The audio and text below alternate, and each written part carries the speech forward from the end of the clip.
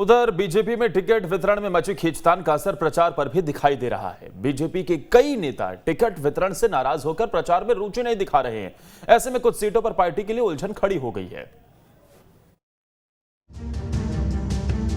नगरीय निकाय चुनाव का टिकट बंटने के बाद कई नेता पार्टी से नाराज हैं और इसका सबसे ज्यादा खामियाजा बीजेपी को उठाना पड़ रहा है।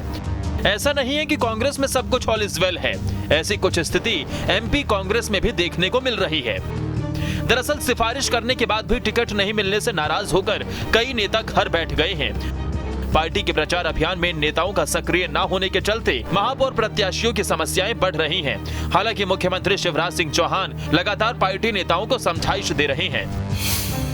ग्वालियर में सिंधिया समर्थक प्रचार में सक्रिय नजर नहीं आ रहे हैं। छिंदवाड़ा में प्रत्याशी चयन से नाराज कई बीजेपी नेता घर बैठे हुए हैं।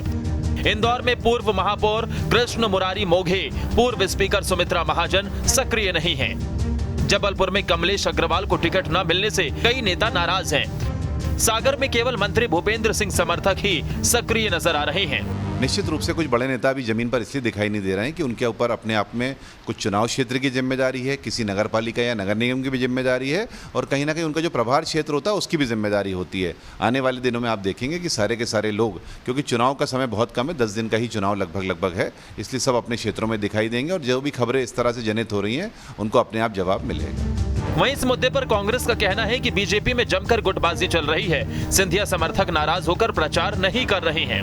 जनता को से कोई सरोकार नहीं रहा, भाजपा को अपने कार्यकर्ता से कोई सरोकार नहीं रहा। इस सरफटव्वल के हालात में ये जिसके निर्माता खुद हैं भारतीय जनता पार्टी वाले नुकसान उठाएंगे। भारतीय जनता पार्टी को 16 के 16 नगर निगमों में सिर्फ जनता ही नहीं बल्कि इनके कार्यकर्ता भी बाहर का रास्ता दिखाएंगे। बीजेपी और कांग्रेस ही निकाय चुनावों में अपनों की नाराजगी से जूझ रहे हैं। फिलहाल बीजेपी में सीएम और संगठन पूरी ताकत के साथ डैमेज कंट्रोल करने में लगे हैं।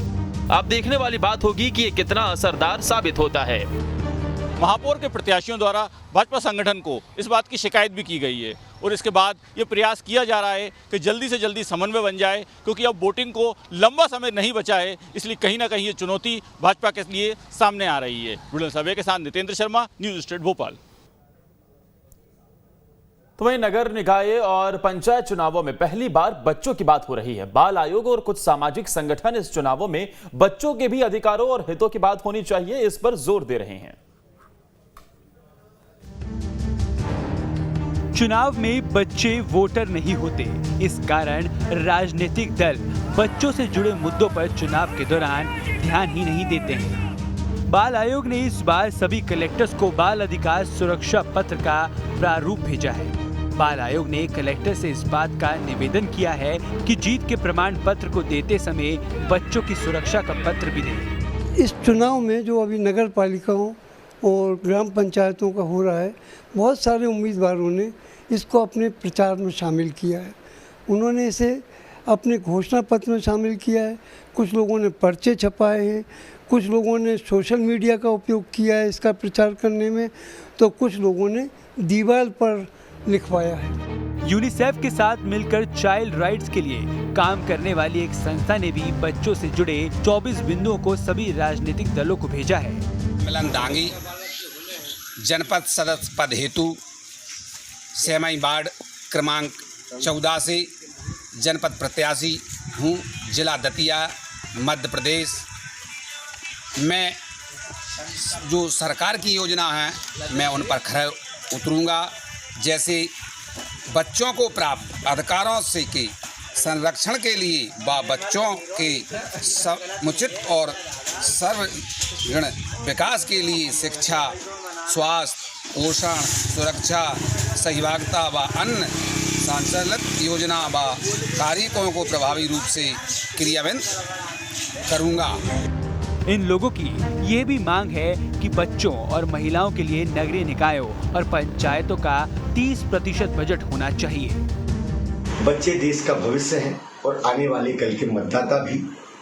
उनकी सुरक्षा की जिम्मेदारी प्रत्येक नागरिक की होती है। इसी बात को ध्यान में रखते हुए मध्य प्रदेश बाल आयोग ने जो हमारे शहरी और ग्रामीण क्षेत्रों में चुनावों में जीतकर आने वाले जनप्रतिनिधि हैं, उनको सौंपने का एक सकारात्मक बीड़ा उठाया है, एक पहल की है और उसको लेकर हमने प्रदेश के 52 जिले के कलेक्टरों को पत्र लिखा है। राजनीतिक दल अपनी रैलियों और सभाओं में तो बच्चों को उपयोग कर लेते हैं। चुनाव जीतने पर बच्चों के लिए क्या करेंगे, इस पर कभी कोई बात नहीं करता। ऐसे में माँ बाप उसी को वोट दें जो उसके बच्चों की चिंता करें। इसे भी एक मुद्दा बच्चों के लिए काम करने वाली संस्थाएं बना रही हैं। भोपाल से नितेंद्र शर्मा के साथ टीम न्यूज़ स्टेट।